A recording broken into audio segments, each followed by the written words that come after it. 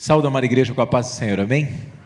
Glória a Deus. Abramos nossas Bíblias no Salmo 78, verso 12. Salmos, capítulo 78, versículo número 12, a seguir.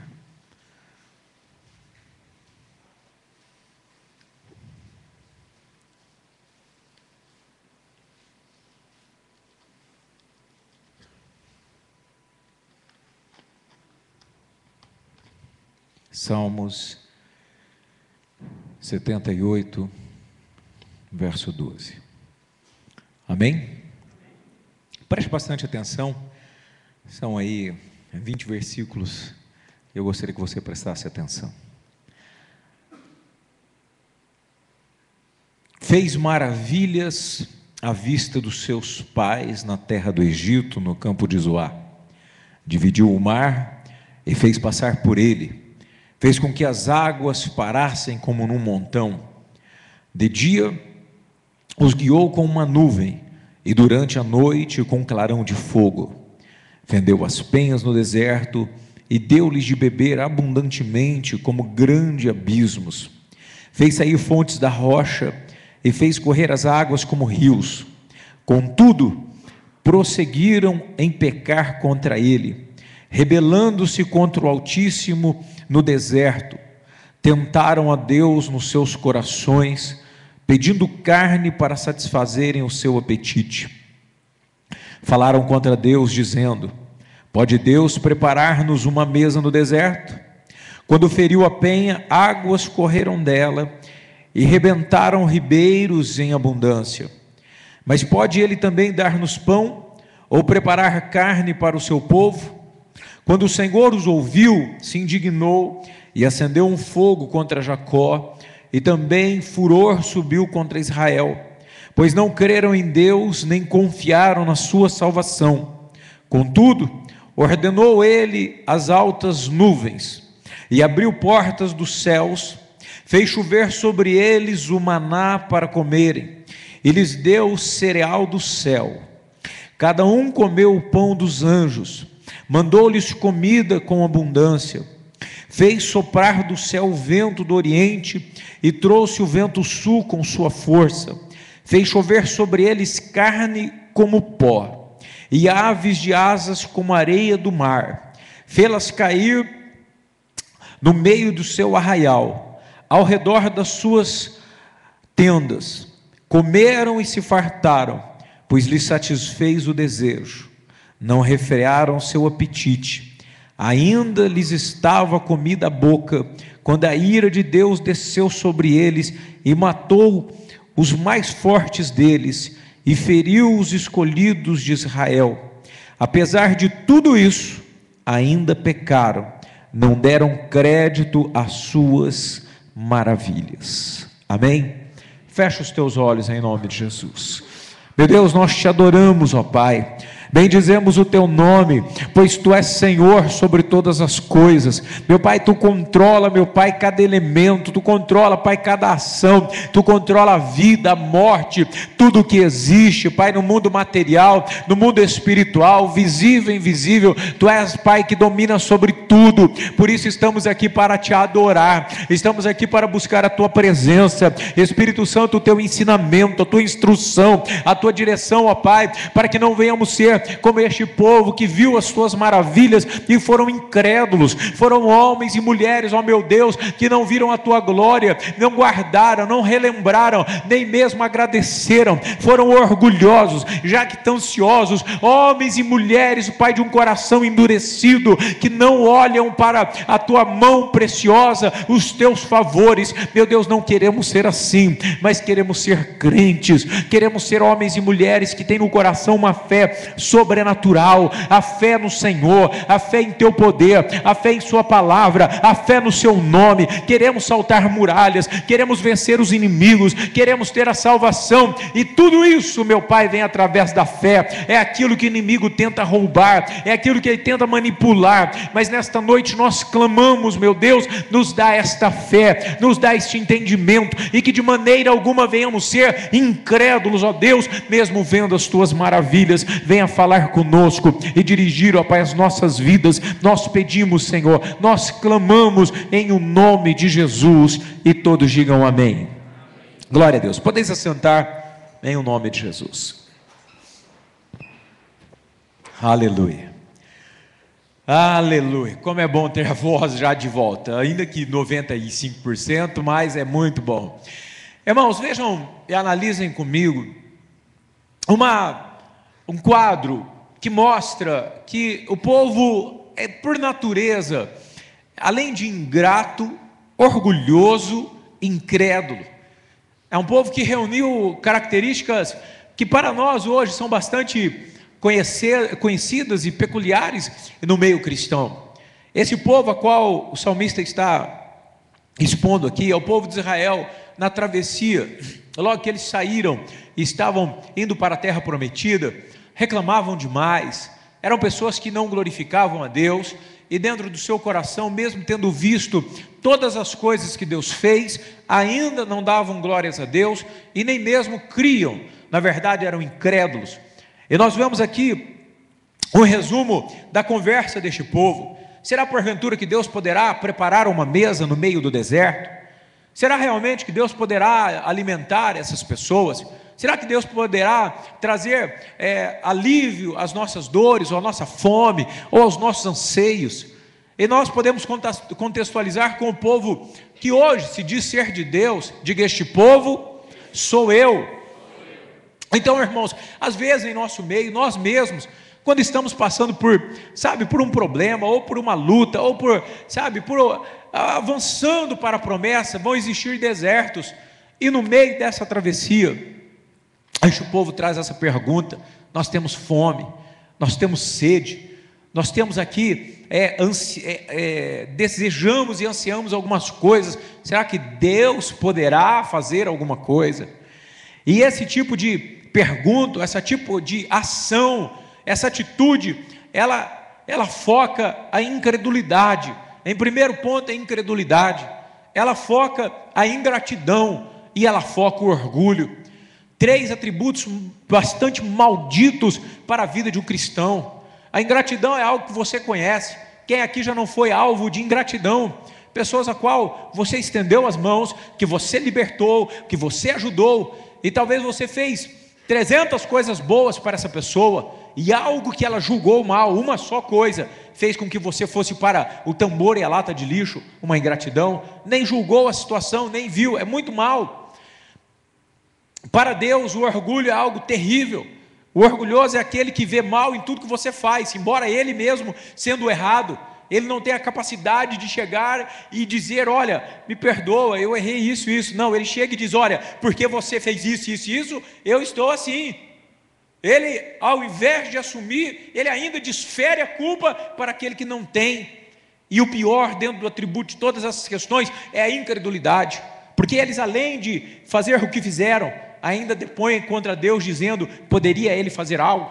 E o salmista diz: e ele fendeu a rocha, e da rocha fez brotar água, mananciais de água. Ele abriu o mar, ele colocou nuvem para que eles fossem não escaldados pelo calor, e Deus fez com que à noite essas nuvens se tornassem fogo para o esquentarem, e mesmo assim não deram a glória devida a Deus. Todavia pediram: poderá Deus montar uma mesa para nós? Poderá Deus trazer carne para nós? Todavia, no versículo de número 23, a Bíblia diz: Deus ordenou ele as altas nuvens. Deus deu ordem e fez com que as portas do céu se abrissem, e fez chover sobre eles maná para comerem. Eles comeram, a Bíblia descreve, comida dos anjos. Choveu sobre eles cereal. Eles não precisaram plantar o trigo, não precisaram plantar a aveia, não precisaram plantar o arroz. Eles simplesmente colhiam a porção. Deus fez chover. Como já se não bastasse, eles estavam cansados de comer cereal. Nós queremos agora carne. Então Deus faz com que novamente as janelas se abram, e a Bíblia diz que soprou o vento do oriente, no verso 26, e trouxe o vento sul com a sua força, e fez chover sobre eles carne como pó. Irmãos, caíram tantas codornizes, que este povo comeu ao ponto de sair pelo nariz, a Bíblia descreve.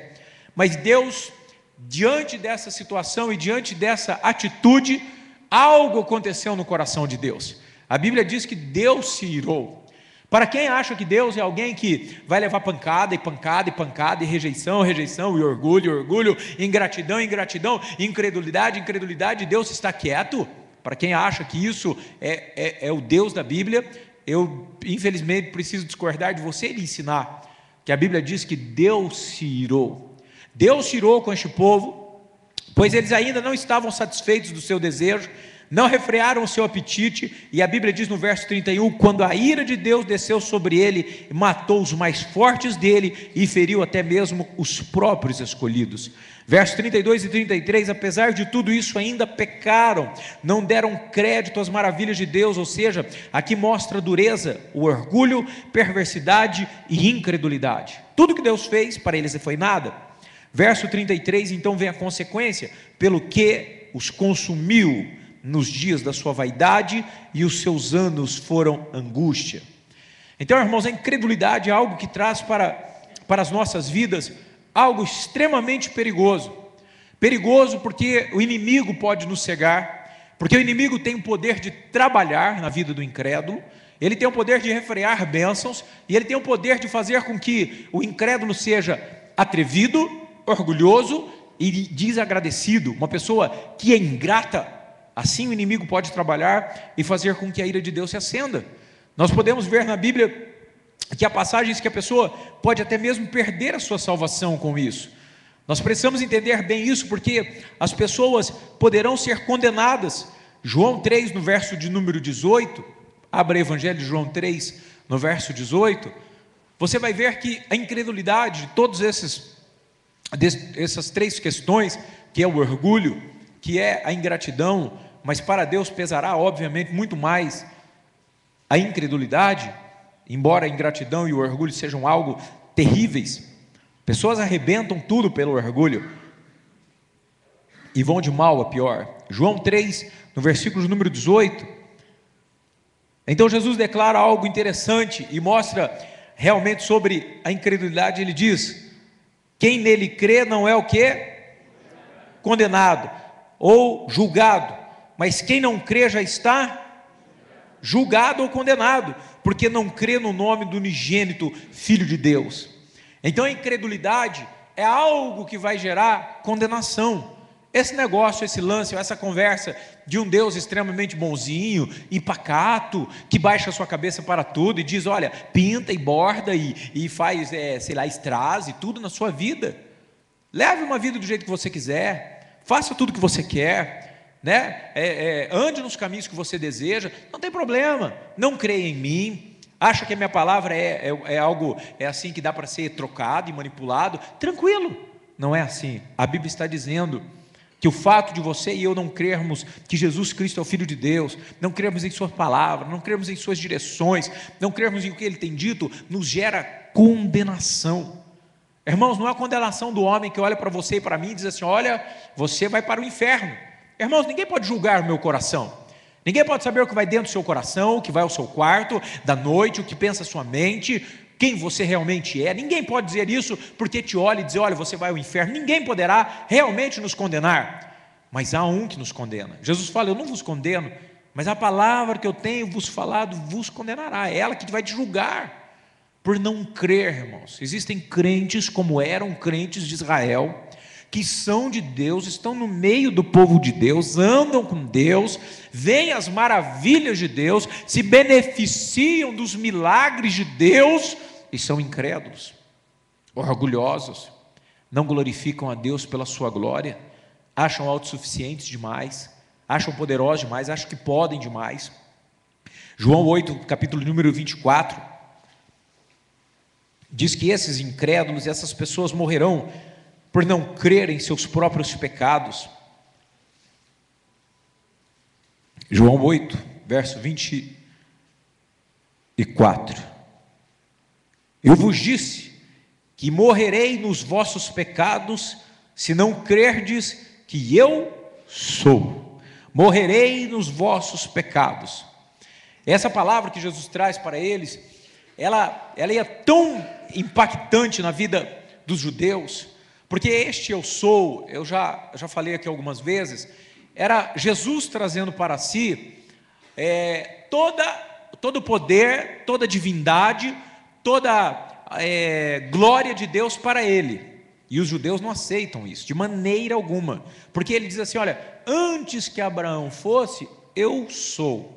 Aí alguns dizem: não tem nem 30 anos ainda, e está querendo ser mais do que o nosso pai Abraão, que já haviam se passado lá 2000 anos. Jesus estava declarando assim: eu sou antes de tudo. Quando Moisés vai para o deserto, ele sobe e tem um encontro com Deus ali naquela sarça ardente, ele faz um questionamento a Deus, depois que Deus faz com que o cajado se torne em cobra, que a sua mão venha com lepra, quando Deus faz todos os milagres, então ele pergunta: quem eu vou dizer que me enviou? Ele diz assim: você vai a Faraó e diga: o eu sou te enviou. Deus coloca um nome interessante, diz eu sou, porque ele é tudo. Então lá atrás, Deus falou para Moisés, que era o patriarca, o Senhor, e tudo para Moisés, Senhor dos judeus, vamos assim dizer, que ele deu um nome: eu sou. Passam-se 4000 anos, Jesus vem e fala o seguinte: olha, antes que eles fossem, eu sou. E se você não crer nisso, você está condenado. Então nós vamos vendo que a incredulidade gera condenação, gera problema, gera perdição, gera para nós morte, e temos problemas com isso. João 12, no verso número 48. João 12, no verso número 48. O crer na palavra. Irmãos, eu até entendo, e eu até tenho certeza que Deus entende, quando alguém olha para a Bíblia e tem certas restrições para a Bíblia, pelo fato de não conhecer, pelo fato de não estudar, pelo fato de estar iniciando uma vida em Jesus. É natural, as pessoas olham algumas coisas na Bíblia, mas é natural, mas Deus nos pede que nós venhamos crescer. Mas quem não crê na palavra, não tem jeito, está condenado, precisamos crer. Então a palavra diz: quem me rejeita e não recebe o que, irmãos? As minhas palavras, já tem quem o julgue. A própria palavra que tenho proferido, esta há de julgá-lo no último dia. Fala para o teu irmão: não seja incrédulo. Que é isso, pastor? Eu vou à igreja, eu vou ao estudo, eu vou à oração, mas é engraçado que quando Deus começa a manifestar o poder, é que nós precisamos crer em uma ação, em um milagre, nós recuamos. Irmãos, nossa vida, se ela for uma vida de incredulidade, nós teremos problemas, e problemas severos em nossa vida. 2 Coríntios 4, no versículo de número 4, você vai ver que há um poder maligno que cega a visão dos incrédulos. Aí sim a ação do diabo sobre aqueles que não é somente não crer em Deus, é não crer em seu poder, é não crer em sua ação, é não crer que Ele está olhando por nós. 2 Coríntios 4, no versículo de número 4. Amém? Nos quais o Deus deste século cegou os entendimentos de quem? Dos incrédulos, para que não lhes resplandeça a luz do evangelho da glória de Cristo, que é a imagem de Deus. Então veja, os entendimentos foram embotados, foram embaçados. Esses dias eu ia guardando, óculos, eu trocando os óculos e ia guardando, daí eu dei uma geral nas gavetas, joguei 3 óculos fora. Mas aí eu tive a curiosidade de colocar um óculos lá de 1342, engraçadíssimo ali no espelho, morri de rir sozinho, não mostrei para a Sandra, lógico, ela estava rindo até hoje, mas era um grau que era anterior a esse, misericórdia, é engraçado demais, embaça tudo, entorta tudo. Então o diabo faz isso, ele coloca na visão da pessoa algo que lhe dá uma distorção, a compreensão dela, ela é cegada. Deus está dia após dia, através de hinos, de palavra, Espírito Santo ministrando, Deus dando direção: estou com você, vai firme, segue minha palavra, vou te dar vitória, vou colocar uma mesa farta diante dos teus inimigos, vou ungir tua cabeça com óleo, vai, eu sou teu Deus, vamos, e a pessoa não consegue enxergar, ela consegue enxergar: sou derrotado, estou debaixo de maldição, Deus não está comigo, as coisas para mim tudo dá errado, eu sou uma pessoa que nunca vou conseguir acertar minha vida, eu sou isso, eu sou aquilo, para mim é muito difícil seguir a palavra de Deus. Eu escuto isso de vez em quando como pastor: pastor, é muito difícil, eu não vou conseguir seguir a Deus, porque é muito difícil. Sabe o que é isso? Incredulidade. É a pessoa não acreditando na obra restauradora do Espírito Santo de Deus sobre a sua vida. Irmãos, não há ninguém bom aqui não. Não há ninguém bom. A Bíblia diz assim, que aquele que diz que não tem um pecado já está pecando. É óbvio que nós vamos melhorando a cada passo, Deus vai transformando a nossa vida através da sua misericórdia. Irmãos, é fantástico o que Deus faz em nossas vidas. Ninguém consegue por obra própria se manter uma pessoa purificando-se dia após dia. Isso é o poder restaurador do Espírito Santo de Deus em nossa vida, e isso demanda fé, crer em Deus. Ah, pastor, mas isso é difícil, eu não vejo Deus. Que coisa, né?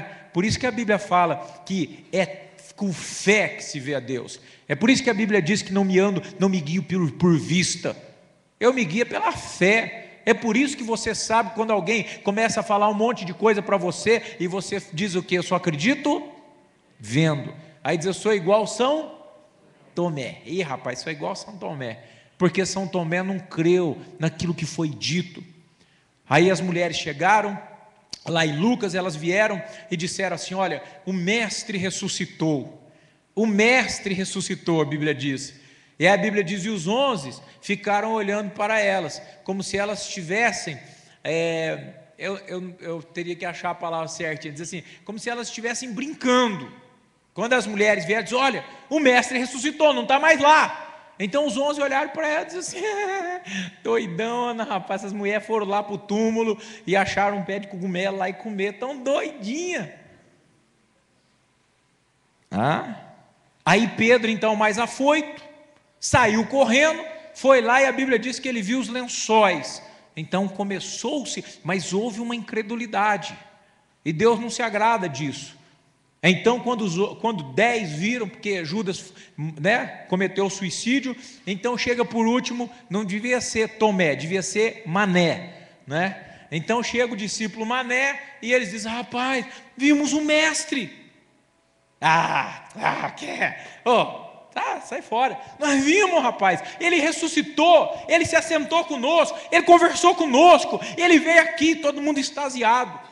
Aí o Mané diz assim: eu só acredito vendo. Se eu tocar suas feridas, se eu tocar suas mãos, eu acredito. Aí Jesus vem dar uma lambada nesse Tomé, que está doendo até hoje. Como diz, tem gente que sente vergonha alheia, e eu sinto dor alheia, porque está doendo até hoje. Ele virou uma referência: você é São Tomé e tarará.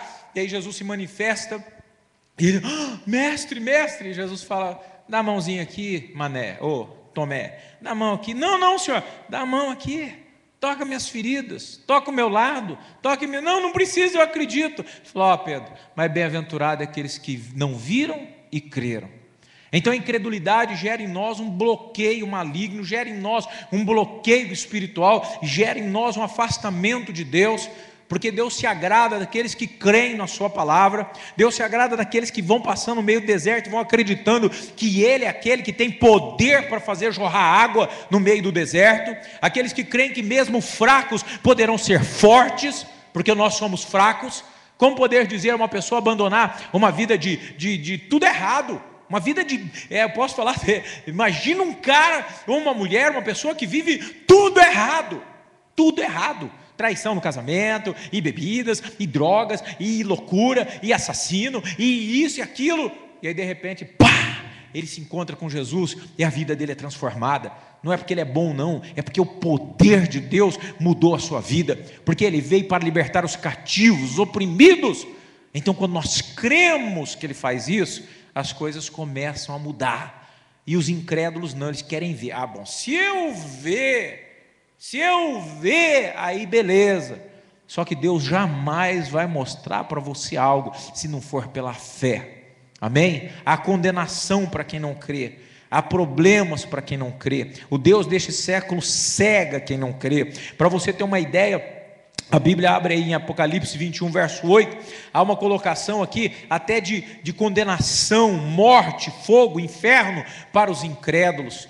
Então nós precisamos tomar cuidado, né? Nós vemos, por exemplo, os ladrões na cruz, um dizendo para Jesus descer da cruz, um dizendo: olha, sai daí, tu és o Deus, tu és isto, coisa e tal, e tarará. Jesus não se manifestou, não mostrou nada. E o outro dizendo: eu sei que tu és Deus, eu sei que, olha, lembra-te de mim, coisa e tal. Foi salvo, não pediu para ver. Então nós precisamos crer e crer. Apocalipse 21, 8. Apocalipse 21, verso 8. Olha bem aqui, ó. Isso aqui é uma relaçãozinha de castigo eterno. Aí você pode até, mas eu não acredito nisso. Cuidado, hein? É Bíblia. E eu creio nesse livro. Você pode, de repente, não entender. Diz: olha, eu não entendo muito e coisa e tal. Mas Bíblia sagrada, abençoadora. Isso aqui é interessante porque aqueles que estudam de menos não creem. Os que estudam demais se apaixonam, porque ela é fantástica. Então diz assim: mas quanto aos medrosos e aos incrédulos, qual a tradução tem aí? Covardes. Quanto aos medrosos, covardes, incrédulos que não creem, e aos abomináveis, homicidas, adúlteros, feiticeiros, idólatras, mentirosos, sua parte será no lago que arde como fogo e enxofre, que é a segunda morte. Então veja, não vou nem focar os outros, mas eu quero dizer do incrédulo. Irmãos, a incredulidade nos condena. Não crer na providência e no poder de Deus nos gera condenação. Nós precisamos tomar cuidado com isso, porque é algo real, é algo extremamente real essa questão. Olha que interessante, abra aí Lucas 24, 11. Você vai ver o que eu disse agora. Lucas 24, 11. Quando as mulheres chegaram para os discípulos, Lucas capítulo 24, verso 11. Vamos ver o verso 9 aqui, ó. Lucas 24, 9. Quando voltaram do sepulcro, anunciaram todas essas coisas aos 11 e aos outros. Eram Maria Madalena, Joana, Maria, mãe de Tiago, e as outras que com elas estavam, as que diziam estas coisas aos apóstolos, que era o quê? A ressurreição. Ela estava anunciando que o sepulcro estava vazio, coisa e tal. Aí no versículo de número 11 diz: tais palavras lhes parecia como delírio, e não acreditaram. Isso aqui, irmãos, é incredulidade. Os caras eram discípulos, Jesus andou com eles, fez milagres, os caras estavam incrédulos. Que é isso? Você está de conversa? Ô Maria, você está de conversa, você converteu, filha, agora para com isso aí, você conversa, não faz isso não. Delírio, achar que ela estava, passadona. Mas aí eles foram comprovar, Pedro se ligou da mão e foi atrás. Então incredulidade é algo mau, nós precisamos buscar o que é que nos faz aumentar a fé. A Bíblia diz: o ouvir e ouvir da palavra. Se você quer ter mais fé, cola na Bíblia. Cola na Bíblia. É interessante como, graças a Deus, sou livre desse lixo, mas já fui preso. E às vezes não nos sentimos presos, novela. Então você pergunta uma pessoa: como é que está o capítulo tal da novela? Não, porque a fulana traiu o ciclano, e o outro está saindo com não sei quem, e o outro matou não sei quem, e o outro foi pegar não sei o quê, e na quinta-feira aconteceu isso, porque aconteceu aquilo, rapaz, um mês atrás foi o cara é tão noveleiro que ele conhece todos os personagens, a vida fictícia, a vida verdadeira, ele conhece tudo que está acontecendo. Para vir para o culto é uma luta, uma guerra. Se pudesse ter televisão no celular, até assistido. Que é isso, irmão? Não, pastor, estou lendo aqui a Bíblia no celular. Não é? Se você quer ter forças, se você quer estar ligado a Deus, ter fé, palavra. Leia a Bíblia, principalmente em voz alta. Então ouvir e ouvir a palavra de Deus vai gerar fé em você. Você vai ver tantas maravilhas, tantas coisas que Deus fez, que teu coração se enche de fé. Amém, igreja? Então, irmãos, nós precisamos entender que isso é necessário. Não podemos ser incrédulos, não podemos ser pessoas que não creem nos sinais do Senhor. João 12, no versículo de número 37, João 12, verso 37.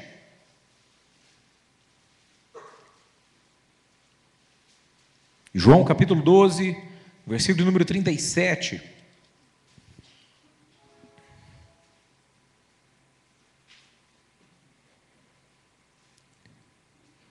Amém? Apesar de ter realizado todos estes sinais miraculosos na presença deles, ainda não criam nele.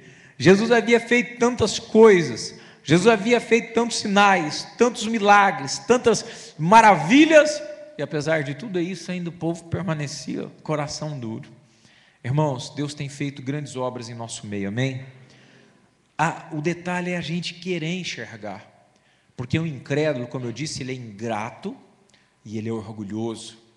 Ele acha que a capacidade dele, ele acha que é o jeitão dele, ele acha que ele tem capacidade para fazer, então ele não consegue atribuir aquilo a Deus. E a Bíblia nos ensina em Tiago, não diga quando eu for viajar, quando eu fizer, mas ele diz, se Deus quiser eu irei.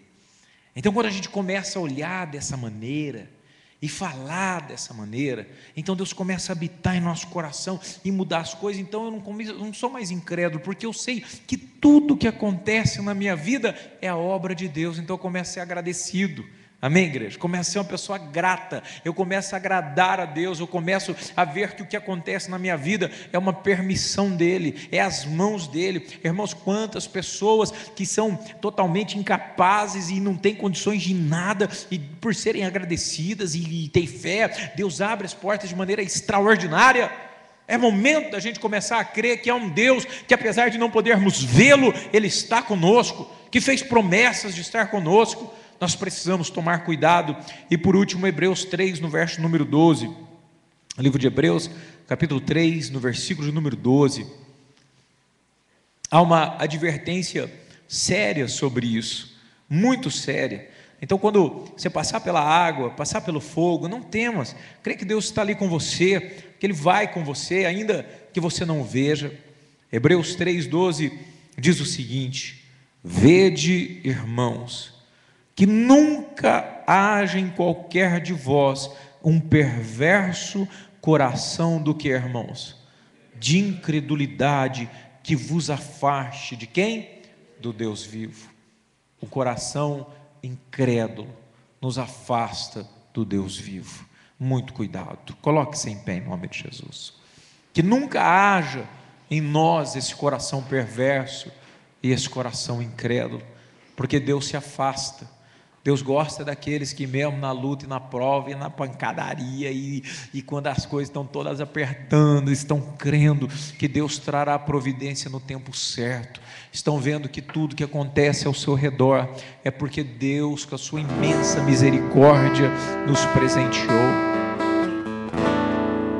Que Deus possa abrir os nossos olhos, que prova, que a luta, que isso não venha permitir que o inimigo venha nos cegar, mas que nós venhamos olhar tudo que Deus tem feito, olhar para a nossa família, olhar pelo amor de Deus, olhar pela força que Ele tem nos dado, para que nós possamos continuar combatendo. De repente você está dizendo: meu pastor, eu vivo uma luta, tem 15 anos, então olha Deus te dando força, 15 anos, para você vencer essa batalha. Ah, pastor, mas é isso, é aquilo. Pode olhar Deus, que Ele tem colocado as mãos sobre você. Então nós precisamos dar glórias a Ele, para que o inimigo não venha ter força sobre nós, porque é o que ele quer, desacreditar Deus, quer fazer você crer ao contrário, né? Crer que Deus não está com você. Essa é a maior mentira dele. Deus está com você, Deus ama você, Deus fez uma promessa, você estar com você todos os dias da sua vida, andar e ir aonde você vai, dar força para a batalha, instruir as suas mãos para a peleja, livrar e guardar aqueles que são seus. De repente você vive essa luta terrível, mas Deus é a tua força, Ele é teu escudo.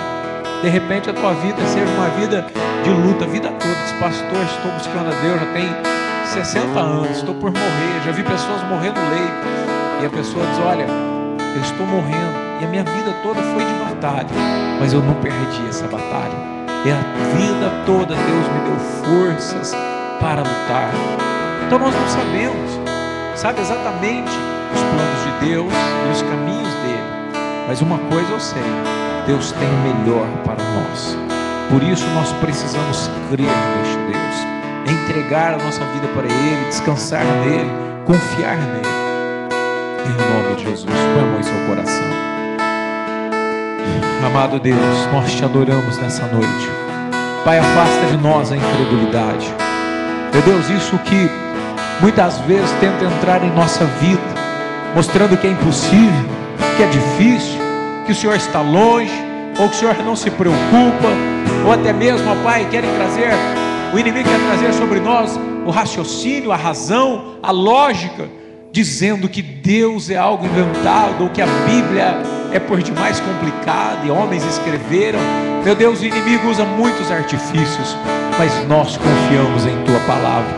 Nós não aceitamos, ó Pai, essa mentira. Não aceitamos que a incredulidade nos afaste do Deus vivo.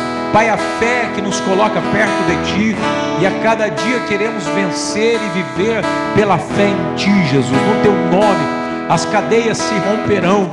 Aquilo que aos nossos olhos parece impossível, será possível. Pelo poder e autoridade do Teu nome, as barreiras cairão. Opera em nós, ó Pai, para que venhamos ser crédulos e não incrédulos, que venhamos ser pessoas devotadas, entregues à Tua presença e entregues à Tua vontade. Que nada possa nos dominar, que nada possa nos controlar, a não ser o Teu Espírito e a Tua vontade. Que sejamos dominados e controlados pelo Senhor, que não haja domínio sobre nós de coisa alguma, porque a Tua palavra nos declara que se Cristo vos libertar, verdadeiramente sereis livres. Pai, se Tu nos liberta, não há nada que nos prenda, nós somos totalmente livres, e é esta liberdade que nós clamamos nesta noite. Que as cadeias se rompam, que as algemas se quebrem, que a bênção sobre a família, que a bênção sobre os irmãos, que a bênção, ó Pai, sobre tudo que fizermos esteja decretada pelo Teu nome. Pai, nós oramos, restaura, refrigera, revigora, dá poder, ó Pai, àqueles que estão enfraquecidos, e dá uma visão de fé, que Tu és um Deus presente, que Tu és um Deus, Pai, que age em nosso favor, ainda que não estejamos vendo, mas a Tua glória está manifesta ao nosso favor, e a vitória é nossa, em Teu nome, Jesus. Cobre-nos com Teu sangue, traga o conforto, a paz, o entendimento. Não nos permite agir pela emoção, mas que a nossa ação seja controlada e dominada por Ti, ó Espírito Santo. Nós oramos, Senhor, e nos rendemos a Ti, em nome de Jesus. E todos digam amém. Glória a Deus.